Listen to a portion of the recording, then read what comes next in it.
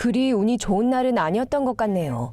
사놈 찬타라피롬 씨는 태국 출신의 58세 남성으로 불교 부적 수십 장으로 만들어진 갑옷을 입고 다니는 것으로 유명합니다. 1, 2년 전 사놈 씨는 태국 매체들에 의해 유명해졌는데요. 그 이유는 그의 고향인 사와행 하의 거리에서 불교도 갑옷을 입고 있는 모습이 잡힌 영상 때문이었죠.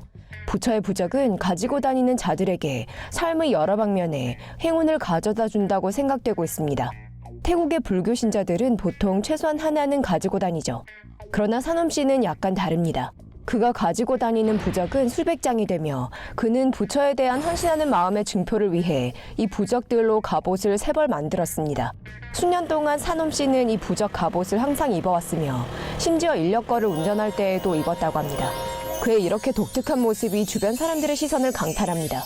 일부는 심지어 그에게 그들에게도 부적 갑옷을 만들어달라고 물어봅니다. 그러나 사놈 씨는 이를 거절했습니다. 그의 말에 따르면 그들의 신념이 충분히 강하지 않으면 그 모든 부적들이 효과가 없을 것이라는 거죠. 그러나 그 어느 누구도 운명을 예측할 수 없습니다. 지난 3월 1일, 사놈 씨는 이 부적 갑옷을 입지 않고 집을 나서 가게로 갔습니다. 갑자기 작은 트럭이 사놈 씨를 들이받았고 그는 가게 근처에 쓰러졌습니다. 이런 비극적인 일로 그는 세상을 떠나고 말았죠. 경찰은 트럭 운전사를 운전 태만 혐의로 체포했습니다. KXAN에 따르면 스시 싱귤러리티라고 불리는 일본 도쿄의 한 식당이 고객들에게 침, 소변 및 대변의 샘플을 보내달라고 해 고객들의 식단 필요성에 맞춘 3D 프린트 스시를 만들어 줄 것이라고 합니다. 이 레스토랑을 예약한 고객들은 건강 진단 키트를 받게 되는데요. 여기에는 대변, 소변 및 침 샘플을 담을 수 있는 유리병이 포함되어 있습니다. 일단 완성되면 이 키트는 이후 분석을 위해 이 레스토랑으로 보내집니다. 이 레스토랑은 이 샘플을 통해 모아진 데이터를 이용해 해당 고객의 영양 필요성에 맞춘 고객 맞춤 스시 레시피를 만듭니다. 이 레시피로 3D 프린팅 기계가 스시를 만들고 고객들에게 필요한 비타민, 단백질 및 무기질을 주입하게 됩니다. 이 레스토랑은 오픈 밀즈라고 불리는 일본의 요리 혁신 회사에 의해 만들어진 많은 벤처 기업들 중 하나인데요. 지난 2018년 회사 측은 미국 텍사스에서 열린 South by Southwest 컨퍼런스에서 스시 순간 이동이라고 불리는 프로젝트를 선보였는데요. 이 프로젝트는 음식을 디지털화하고 그 음식을 음식 데이터 전송이라고 불리는 과정으로 이를 순간 이동시키는 것입니다. 그 결과는 8비트짜리 비디오 게임에서나 볼 법한 음식처럼 보이죠. 이러한 기술이 개발되기는 했지만 우리들은 음식은 한 곳에서 세계 속의 다른 어디론가로 보내는 것과는 동떨어져 있는 삶을 살고 있죠. 여튼 그들의 고객 맞춤 스시 레스토랑은 2020년 그 문을 열 계획이라고 하네요. 기대할 만은 합니다. 맥도날드를 먹다가 피해를 볼 거라고 누가 생각했겠어요? 이 불운한 사건은 대만의 한 남성에게 일어난 일인데요. 시라는 이름의 이 남성은 퇴근 후 버거를 먹으러 맥도날드로 향했습니다. 그가 집에서 버거를 먹을 때 입속에서 고통을 느꼈죠. 알고 보니 혀에 바늘 하나가 콕 박혀 있었습니다. 애플데일리의 보도에 따르면 바늘처럼 날카로운 이 물체는 길이가 1cm가 넘었다고 합니다. CC는 증거로 햄버거의 사진을 찍고 나서 맥도날드로 달려가 설명을 요구했습니다. 맥도날드의 매니저 중 한 명이 CC를 병원으로 데려가 검진을 했고 파상풍 백신을 맞게 했습니다. 맥도날드는 또한 병원비를 모두 지불했죠. 맥도날드의 슈퍼바이저의 말에 따르면 이 날카로운 금속 물체는 아마도 그들이 사용한 비공식 청소장치에서 나온 것이라고 합니다. 맥도날드는 관리의 질과 직원 훈련을 개선하여 모든 것이 기준 처리 과정을 따르도록 하겠다고 약속했습니다. 꿀꺽 삼키지 않았기에 망정이죠. 밤에 수면을 충분히 취하는 것은 건강에 아주 중요합니다. 그러나 수면 부족은 건강을 해칠 뿐이죠. 잠을 자러 가기 전에 뭘 하는지가 여러분들의 몸 상태에 영향을 미칠 수 있습니다. 중국의 동이라는 성을 가진 한 27세 아이엄마가 잠을 자러 가기 전에 휴대폰을 가지고 놀다 불운한 운명을 맞이했습니다. ETtoDay에 따르면 동 씨는 항상 2살 난 아이를 보살피느라 바빴습니다. 그래서 그녀는 자신을 위해 보낼 시간이 없었죠. 그녀는 또한 자기 전에 휴대폰으로 온라인 쇼핑을 하며 시간을 보냈다고 합니다. 그렇지만 그날 밤은 그녀가 영원히 잠들기 전 휴대폰을 가지고 시간을 보낼 수 있었던 마지막 날이었습니다. 다음날 동 씨의 시어머니는 그녀에게 전화를 걸었지만 아무도 전화를 받지 않았습니다. 그녀의 시부모님이 동 씨의 상태를 살피려 들렀으며 그녀는 이미 세상을 떠난 상태였습니다. 의사의 말에 따르면 이는 극심한 피로가 갑작스런 심장마비로 이어졌기 때문일 수 있다고 합니다. 알고 보니 이 여성은 불면증을 앓고 있었으며 밤에는 휴대폰을 들여다보며 시간을 보냈다고 합니다. 그녀의 남편은 하루 전날 아내가 괜찮아 보였다고 말했습니다. 잠을 자러 가기 전에 휴대폰을 가지고 시간을 보내시는 분이 계시다면 이 나쁜 습관은 이제 그만두셔야 할 듯 싶습니다. 알빈 아디냐 달마완 씨가 인도네시아 가루다 항공 파일럿인 척을 하다 공항에서 붙잡혔습니다. 알빈 씨는 파일럿이 되기를 너무나도 바랬습니다. 고등학교를 졸업한 이후 그는 파일럿 시험을 봤지만 실패했습니다. 대틱 측에 따르면 지난 3월 22일 원래 대학생이었던 18세 알빈 씨는 파일럿 복장에 신분증까지 가지고서 수카르노 하타 공항에 나타났습니다. 보안 검문소로 향하던 알빈 씨를 비번이던 가루다 항공의 진짜 파일럿이 목격했습니다. 알빈 씨의 행동과 그의 옷차림이 의심스러웠던 안드레 기장은 알빈 씨에게 다가가 비행을 어디로 가는지, 가루다 항공에서 무엇을 하고 있는지 등을 물어보았습니다. 알빈 씨의 대답은 흐지부지였고 의심스러웠습니다. 결국 알빈 씨는 공항 보안 직원에게 잡혀가 추가 조사를 받았습니다. 조사를 받는 동안 직원들은 그가 가지고 있던 신분증이 가짜이며 가루다 항공의 승객이라는 사실을 알아냈습니다. 콤파스 측에 따르면 그의 행동으로 인해 알빈 씨는 수카르노 하타 공항 경찰에 의해 구금되어 추가 조사를 받는다고 합니다. 알빈 씨는 문서 위조로 최대 6년형을 받을 수도 있다고 합니다. 한 10대가 참신한 방법으로 대학 등록금을 마련했습니다. 중국에서는 아이의 이름이 부모들에게 있어 참 중요합니다. 19세의 한 10대가 사업을 시작해 많은 돈을 벌게 된 걸 보면 알 수 있죠. 보통 부모들은 아이들을 위해 조심스럽게 중국어 이름을 선택하고 그 의미를 중요하게 생각합니다. 영어 이름을 선택할 때 중국인 부모님들은 낯선 이들과 상호작용을 할 수 있도록 선택합니다. 그렇지만 영어 이름을 선택하는 일은 쉽지 않습니다. 여기서 보제섭이라는 특별 장명소는 도움을 줄 수 있죠.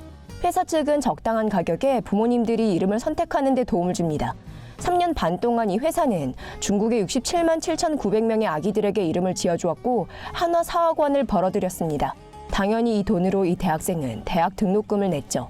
이 사업은 지난 2015년 시작되었는데요.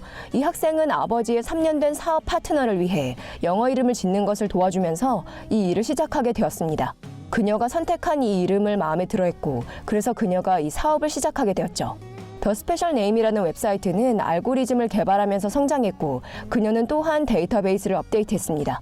초기에는 16만 명의 사람들이 이 서비스를 이용했지만 현재는 중국의 67만 7,900명이 넘는 아기들이 이 서비스를 이용했습니다. 지난 2017년 그녀의 테드토크 연설에서 그녀는 중국의 영어 지식에 대한 검열과 제한으로 중국의 부모님들이 이름을 짓는 데 어려움을 겪고 있다는 사실을 인정했습니다. 그리고 이런 생각만이 유일한 해결책이었다는 말을 전했습니다. 머리 감기 전에 조심하세요. 중국 윈난 쿤밍 지역의 한 남성이 위험한 화학물질을 샴푸로 사용했다고 합니다. 칸칸뉴스닷컴에 따르면 이 남성은 샤워를 하다 샴푸통 근처에 놓아둔 DDVP라는 살충제 병을 실수로 집어들었다고 합니다.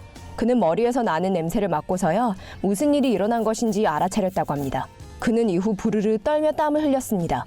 그는 또한 식초로 이를 해결하려 했지만 소용없었습니다. 그는 즉시 윈난 중위 의원으로 실려갔습니다. 의사는 그의 머리카락을 가위로 잘라내야만 했습니다. 며칠 동안 치료를 받고 난 뒤에야 이 남자는 완전히 회복할 수 있었습니다. DDVP 자체는 상업용 살충제이며 유럽연합 국가에서는 금지된 것으로 알려졌습니다. 중국의 일부 지역에서 사람들은 DDVP를 간지러움증을 비롯한 피부병을 치료하는 데 사용한다고 합니다. 그러나 따허 데일리의 보도에 따르면 지난 11월 허난 지방의 5살짜리 여자아이를 이를 없애겠다고 할머니가 DDVP로 머리를 감긴 이후 이 여자아이가 목숨을 잃을 뻔했다고 합니다. 장의 정상적인 움직임은 건강에 아주 중요한데요. 만일 장이 정상적으로 움직이지 않는다면 뭔가 문제가 있는 거죠. 이 남자에게 일어난 일처럼요. 애플데일리의 보도에 따르면 대만 가오슝의 한 80세 남성이 일주일 동안 변을 보지 못했다고 합니다. 그 결과 하나뿐인 목숨을 날릴 뻔했죠. ETtoDay에 따르면 이 남성은 의식불명인 상태로 응급실에 실려왔다고 하는데요. 열이 39도까지 올랐다고 합니다.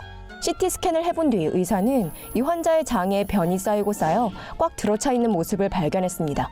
이 때문에 환자는 즉시 치료하지 않으면 목숨을 위협할 수도 있는 대장염에 걸리게 되었습니다. 수술실에서 의사는 환자의 장이 손상되고 검게 변했음을 알게 되었는데요. 이는 장 조직이 죽었다는 것을 의미합니다. 30cm에 이르는 긴 장을 제거해야만 했습니다. 환자는 2주 동안 입원해야만 했으며 완전히 회복할 때까지 항생제를 투여받고 집에 돌아갔습니다. 그를 담당한 의사인 시의 이전 박사는 이 남성이 그 어떠한 활동도 하지 않았고 변비 문제로 고생한 이력이 있다는 말을 전했습니다. 완전히 치료를 받기 전 이 남성은 일주일간 변을 보지 못했죠. 의사들의 말에 따르면 변비는 나이 든 사람들에게서만 발병하는 것이 아니라 어리지만 채소나 야채를 먹지 않는 사람들도 걸릴 수 있다고 합니다. 당신의 장이 활발하게 움직이지 않는다고 간과하지 마세요. 이는 건강에 아주 위험한 것일 수 있습니다.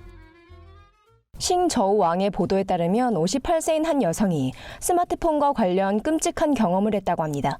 이번 사건은 지난 3월 26일 말레이시아 조호르주에서 발생했습니다. 이 여성은 새벽 4시에 잠자리에 들었다고 하는데요. 약 1시간 반 이후 한 목소리가 그녀를 깨웠습니다.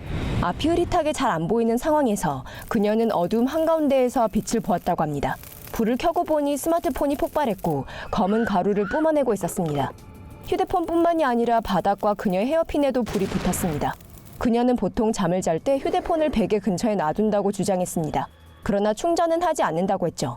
왜냐하면 충전하다 폭발한 휴대폰에 대한 소식을 들은 적이 있기 때문입니다. 이 여성은 이후 사람들에게 침대 위에 휴대폰을 두지 말라고 경고했습니다.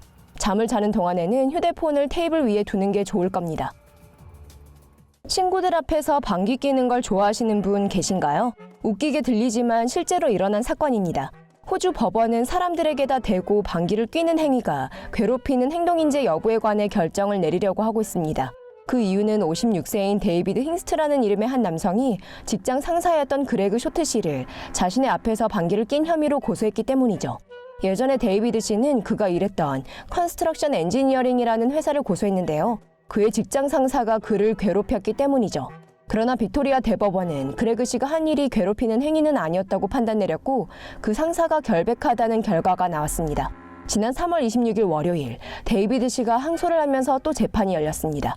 데이비드 씨의 말에 따르면 전 직장 상사의 방귀 뀌는 습관은 의도적인 것이었으며 결국 그는 극심한 스트레스를 받게 되었다고 주장했습니다.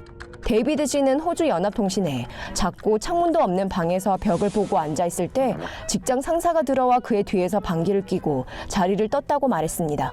데이비드 씨는 상사가 자신에게다가 방귀를 뀌는 것을 좋아했다고 주장했습니다. 하루에 최소한 6번 뀌었다고 하네요. 전에 열렸던 재판에서 전 상사인 그레그 씨는 한두 번은 뀌었을지 모르지만 데이비드 씨 근처에서 방귀를 뀐 기억이 없다고 말했습니다. 그레그 씨는 데이비드 씨를 괴롭히기 위해 의도적으로 방귀를 뀌지 않았다고 말했습니다. 한편 데이비드 씨가 상사가 한때 방귀를 뀌자 미스터 구린내라고 부르기를 좋아했다고도 합니다. 전에 열렸던 재판에서 그레그 씨는 전화를 걸어서는 데이비드 씨를 멍청이라고 부르며 폭언했다고 합니다. 데이비드 씨는 전에 열렸던 재판이 공정하게 진행되지 않은 것처럼 느껴지고 재판관이 이번 사건을 다루는 데 있어 그의 편을 드는 것 같다고 생각했다고 합니다. 그러나 이번에 항소법원 재판관인 필립 프라이스트 씨에 따르면 예전에 열린 심리를 담당했던 재판관은 이례적인 태도를 보였다고 하는데요. 그건 데이비드 씨가 그의 고소장을 접수할 기회를 받았기 때문입니다.